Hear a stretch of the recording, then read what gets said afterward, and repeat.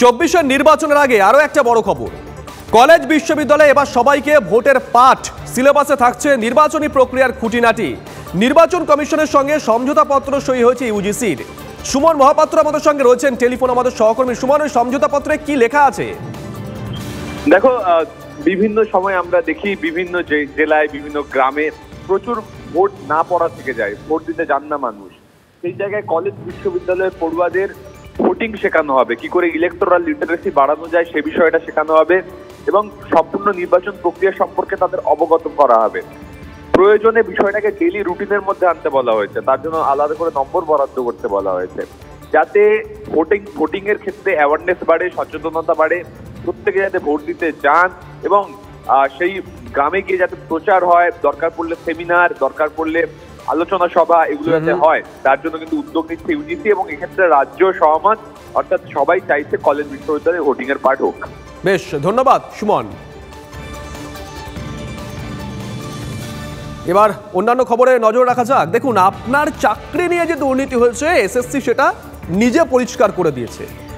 আপনার খাবারের অধিকার নিয়ে যে দুর্নীতি হয়েছে সেটা এতদিনে আপনি নিশ্চয়ই জেনে গেছেন। রাজ্যের প্রাক্তন খাদ্যমন্ত্রী গ্রেপ্তার হয়েছেন, কিন্তু এই দুর্নীতির জট কোথায় কোথায় পেকে আছে সেটা জানেন কি? সেটাই আপনাদেরকে আমরা বুঝিয়ে বলবো। ধাপে ধাপে দুর্নীতি হয়েছে এমনটাই অভিযোগ। এমনই একটা নতুন ধাপের নাম রৌদ্র বৃষ্টি। ঠিকই শুনছেন, রৌদ্র বৃষ্টি। না, আবহাওয়ার কথা বলছি না। রৌদ্র বৃষ্টি এ রাজ্যের মুখ্যমন্ত্রী মমতা বন্দ্যোপাধ্যায়ের একটা স্বপ্নের প্রকল্প। তদন্ত বলছে এই প্রকল্পের বাস্তবায়ন এবং পশ্চিমবঙ্গ অত্যাবশ্যকীয় পণ্য সরবরাহ নিগম ইডির আতশ কাচের নিচে আছে। জটিল লাগছে? যদি জটিল লেগে থাকে আমাদের এই প্রতিবেদনটা দেখুন, পুরোটাই জলের মতন পরিষ্কার হয়ে যাবে। দেখুন,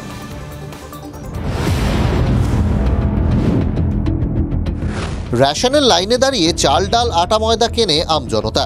কিন্তু জানেন কি, রেশনের দোকানে এই পণ্যগুলো সরবরাহ করার দায়িত্ব কার? রেশনের জন্য খাদ্যশস্য কেনা এবং তা রেশন দোকান পর্যন্ত পৌঁছে দেওয়ার দায়িত্ব পশ্চিমবঙ্গ অত্যাবশ্যকীয় পণ্য সরবরাহ নিগমের। 1974 সালে পশ্চিমবঙ্গ অত্যাবশ্যকীয় পণ্য সরবরাহ নিগম তৈরি হয়। এই সংস্থা খাদ্য দফতরের অধীনস্থ। পশ্চিমবঙ্গ অত্যাবশ্যকীয় পণ্য সরবরাহ নিগমের ওয়েবসাইট বলছে, বর্তমানে সংস্থার চেয়ারম্যান প্রাক্তন খাদ্যমন্ত্রী জ্যোতিপ্রিয় মল্লিক। রেশনের চাল, ডাল কেনা থেকে তা রেশন দোকান পর্যন্ত সরবরাহ করার দায়িত্বটা জ্যোতিপ্রিয় মল্লিকের হাতেই। খাদ্যমন্ত্রী না হয়েও খাদ্য দফতরের সব থেকে গুরুত্বপূর্ণ বিভাগের দায়িত্বটাই বালুর হাতে। রাজ্যের এই কোম্পানির গত 11 বছরের ব্যালেন্স শিট তারা খতিয়ে দেখতে চায় এবং সেই সঙ্গে সঙ্গে এই নিগমের মাধ্যমে কত খাদ্যশস্য কেনা হয়েছে এবং কত খাদ্যশস্য পৌঁছে দেওয়া হয়েছে গ্রাহকদের কাছে, অর্থাৎ সাধারণ মানুষের কাছে, সেটাও তারা খতিয়ে দেখতে চায়। নিগমের অন্তর্গত রৌদ্রবৃষ্টি রাজ্যের মুখ্যমন্ত্রী মমতা বন্দ্যোপাধ্যায়ের স্বপ্নের প্রকল্প। এটা আসলে রাজ্য সরকারের খুচরো পণ্যের দোকান। 2014 সালে রোজকার প্রয়োজনীয় জিনিস মানুষের কাছে কম দামে পৌঁছে দিতে এই রৌদ্রবৃষ্টির রিটেল চেন খোলে রাজ্য। প্রথম দোকান খোলা হয় খাদ্য ভবনের সদর দফতরে। ধাপে ধাপে রাজ্যের একাধিক পুরসভার সঙ্গে হাত মিলিয়ে আরও রৌদ্রবৃষ্টি আউটলেট খোলে। 2021 সালে ঠিক হয় পশ্চিমবঙ্গ অত্যাবশ্যকীয় পণ্য সরবরাহ নিগম নিজেরাই এই দোকান চালাবে।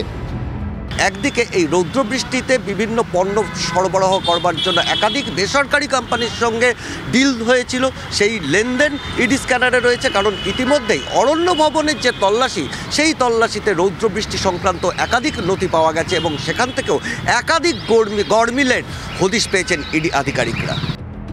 2019 সালে পশ্চিমবঙ্গ অত্যাবশ্যকীয় পণ্য সরবরাহ নিগমের মাধ্যমে রমজান ও পুজোর সময় বিশেষ বরাদ্দ করা হয়। তালিকায় ছিল চাল, ডাল, আটা, ছোলা এবং ভোজ্য তেলের মতো পণ্য। সেই সরবরাহে কোনো বড় কেলেঙ্কারি হয়েছে কি? কারণ তথ্য বলছে রেশনে এই বিশেষ বরাদ্দের 99.99% পণ্য মানুষের হাতে পৌঁছে গেছে। কিন্তু ইডির মনে হচ্ছে এই সংখ্যা বাস্তবে সম্ভব নয়। আর নিগমের পারফরমেন্স যদি এতটাই ভালো হয়, তাহলে বছর বছর টার্নওভার বাড়লেও মুনাফার বদলে ক্ষতি হচ্ছে কিভাবে? এমন একাধিক মিসিং লিঙ্কের খোঁজে তদন্তকারীরা।